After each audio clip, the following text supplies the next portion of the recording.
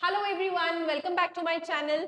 सो guys, आज हम एक नया टॉपिक लेकर आए हैं, that is the outbreeding devices. We have already covered with the types of pollination.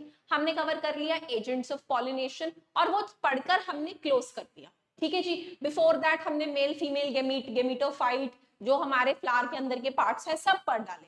ठीक है। अब इससे पहले कि मैं फर्टिलाइजेशन स्टार्ट करूं, कि पॉलिनेशन के बाद नेक्स्ट स्टेप तो फर्टिलाइजेशन ही है, correct?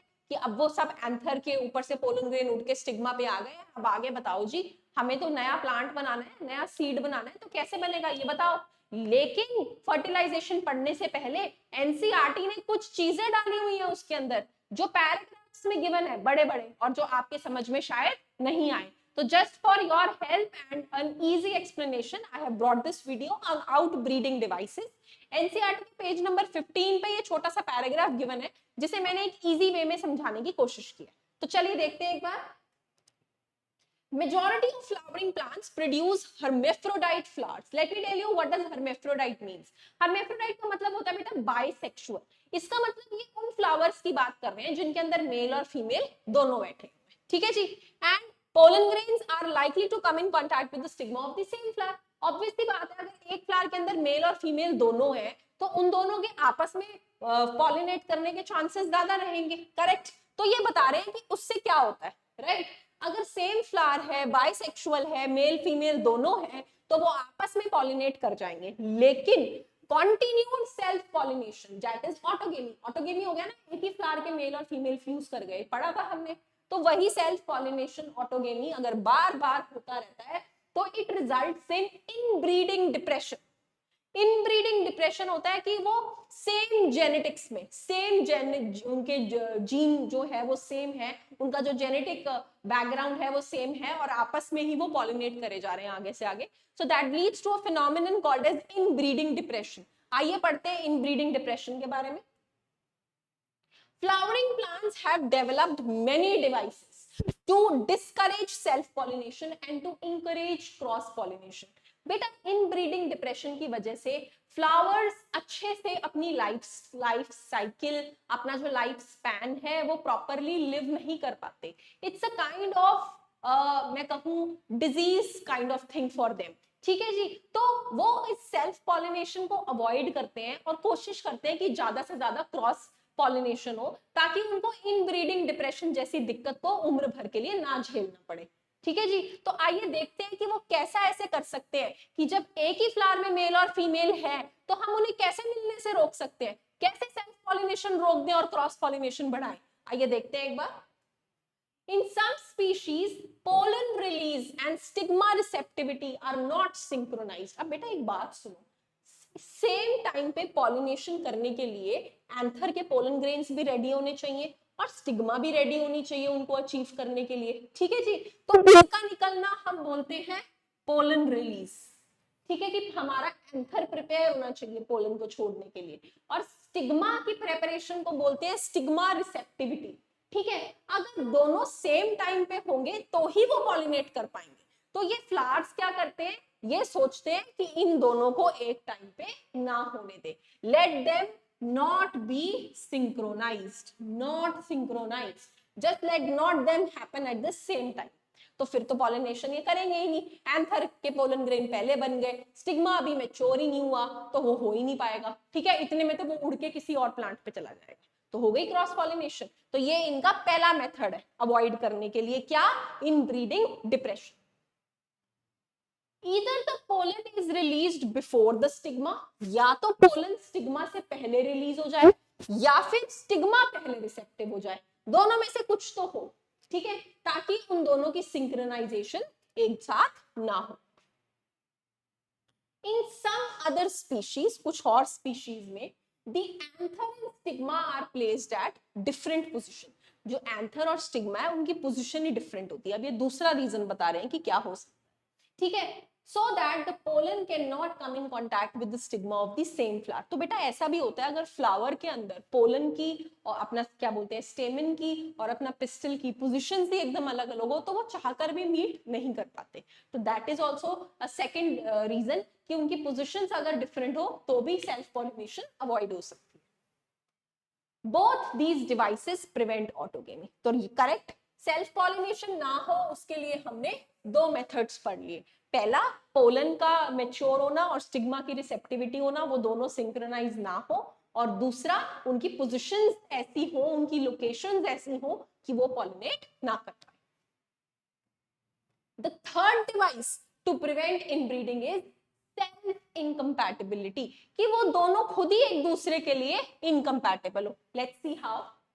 This is a genetic mechanism and prevents self pollen from the same flower or the flower of the same plant from fertilizing the ovule by inhibiting pollen germination or pollen tube growth in pistil. अब इसे ध्यान से सुनना, जो हमने पढ़ा self incompatibility, third method, उसमें वो क्या कह रहे हैं, उसमें वो ये बोल रहे हैं कि ये एक जेनेटिक मैकेनिज्म है, उनके अंदर का ही खुद का जेनेटिक मैकेनिज्म है जिससे सेल्फ पॉलिनेशन अवॉइड की जा सकती है, कि या तो एक ही फ्लावर का भी पोलन और उस प्लांट के जितने भी फ्लावर हैं उनका भी पोलन, क्योंकि जेनेटिकली तो सेम रह गया ना, है ना, तो हमें जेनेटिकली सेम नहीं चाहिए, हमें जेनेटिकली डिफरेंट चाहिए, तो ना तो ऑटोगेमी करनी है ना गाइटोनोगेमी करनी है। अब इन दोनों को ना करने के लिए हमारे पास तरीका क्या है कि वी इनहिबिट पोलन जर्मिनेशन, हम पोलन को जर्मिनेट ही ना होने दे स्टिग्मा के ऊपर, और अगर गलती से वो जर्मिनेट हो गया तो पोलन ट्यूब को ही ना बनने दे। ठीक है जी, ना पोलन को जर्मिनेट होने दिया, और अगर पोलन गलती से जर्मिनेट हो गया तो पोलन ट्यूब नहीं बनने दी। इस तरीके से वो अपनी फ्यूजन को अवॉइड कर सकते हैं। This process is self incompatibility. ये थर्ड मेथड है autogamy as well as geitonogamy avoid करने का। इसमें गाइटोनोगैमी का भी रोल आ गया, क्योंकि ये जेनेटिक मैकेनिज्म है, वो चाह ही नहीं रहे कि सेम जेनेटिक के फ्लावर्स मिले, और जेनेटिक सेम किस में होता है, ऑटोगेमी में और गाइटोनोगेमी में, तो वही बात है। Another device to prevent self pollination is production of unisexual flowers. Obviously, अब ऐसे फ्लावर प्रोड्यूस करो जिसके अंदर है ही फीमेल, तो उसको तो मेल का डर ही नहीं ना। ये जिसके अंदर है ही मेल, तो वो अपनी फीमेल के पास तो जा ही नहीं सकता, वो ऑब्वियसली दूसरी की फीमेल के पास ही जाएगा। ठीक है जी। If both male and female flowers are present on the same plant, लेकिन अब वो यूनिसेक्सुअल है, ठीक है जी। For example, this is the flower, this is the plant, sorry, इस प्लांट पे ये फ्लावर है जो फीमेल है और ये फ्लावर है जो मेल है, ठीक है। They are present on the same plant such as castor and maize. Example दिया उन्होंने कि ये कैस्टर और मेज के केस में होता है जहां यूनिसेक्सुअल फ्लावर्स होते हैं। मोनोशियस, अब ये जो कंडीशन है जहां पे फ्लावर्स तो यूनिसेक्सुअल है लेकिन both male and female are present on same plant पे है दोनों, तो ऐसी सिचुएशन को बोला जाता है मोनोइशियस। ठीक है जी, monoecious. It prevents autogamy but not geitonogamy. Autogamy तो प्रिवेंट हो ही गई ना, इसके अंदर तो मेल है ही नहीं ना भाई, इसके अंदर भी फीमेल है ही नहीं, तो ऑटोगेमी तो हो ही नहीं सकती। लेकिन गाइटोनोगेमी हो सकती है, इधर का मेल इधर की फीमेल के पास जा सकता है, तो it does not prevent geitonogamy, वो गाइटोनोगेमी नहीं रोक पाता भाई। ठीक है जी। So this is one thing जो हमने यहाँ पे पढ़ा, अनदर डिवाइस जो यूनिसेक्सुअल फ्लावर्स के केस में था। इससे पहले हमने 3 टेक्निक्स पढ़ी थी, 3 techniques to prevent self pollination, to prevent inbreeding depression. कौन कौन सी टेक्निक्स थी? पहली थी पोलन ग्रेन मैच्योरिटी की और स्टिग्मा रिसेप्टिविटी की, दूसरी थी हमारे पास pollen grain maturity and stigma receptivity, दूसरा था लोकेशन बेस्ड क्योंकि लोकेशन से डिफरेंट हो, और तीसरा था हमारे पास सेल्फ इनकम्पैटिबिलिटी। ठीक है, जिसमें हमने दोनों तरह की सेल्फ पॉलिनेशन अवॉइड की थी, ऑटोगेमी भी और गाइटोगेमी भी। अब नेक्स्ट केस में वो हमें बता रहे हैं यूनिसेक्सुअल के केस में, यूनिसेक्सुअल फ्लावर्स के केस में, तो वहां पे हमने पहली सिचुएशन पढ़ी मोनोइशियस प्लांट की, जहां यूनिसेक्सुअल फ्लावर्स मेल और फीमेल दोनों एक ही प्लांट पे प्रेजेंट होते हैं। वहां हम ऑटोगेमी तो प्रिवेंट कर सकते हैं लेकिन गाइटोनोगेमी नहीं कर सकते, क्योंकि ऑब्वियसली यहाँ का मेल दूसरी फीमेल पे तो चला ही जाएगा, करेक्ट। लेकिन अगर कुछ स्पीशीज जैसे पपाया, उस पे male and female flowers are present on the different plants, that is each plant is either male या फीमेल। मतलब अगर ये मेरा प्लांट है तो इस पे जितने भी फ्लावर्स हैं ये ओनली फीमेल, मतलब ये तो ऐसा स्कूल हो गया जिसमें सिर्फ लड़कियां पढ़ती हैं, ओनली फीमेल है। ऐसी कंडीशन को क्या बोलते हैं, डायोशियस। अब ना तो यहाँ होगी ऑटोगेमी ना होगी गाइटोनोगेमी, क्योंकि दूसरे सेक्स का फ्लावर ही नहीं है। ठीक है जी। See this conditions prevents both autogamy as well as geitonogamy. तो इसमें से क्वेश्चंस आएंगे थोड़े से उस तरीके के बेस्ड, कॉन्सेप्चुअल, कि बताओ ऐसा प्लांट है, होगी। वहां में आपको कंफ्यूज नहीं होना, आपको कॉन्सेप्ट लगाना है। एक ही प्लांट पे मेल फीमेल दोनों है तो गाइटोनो तो हो सकती है, ठीक है।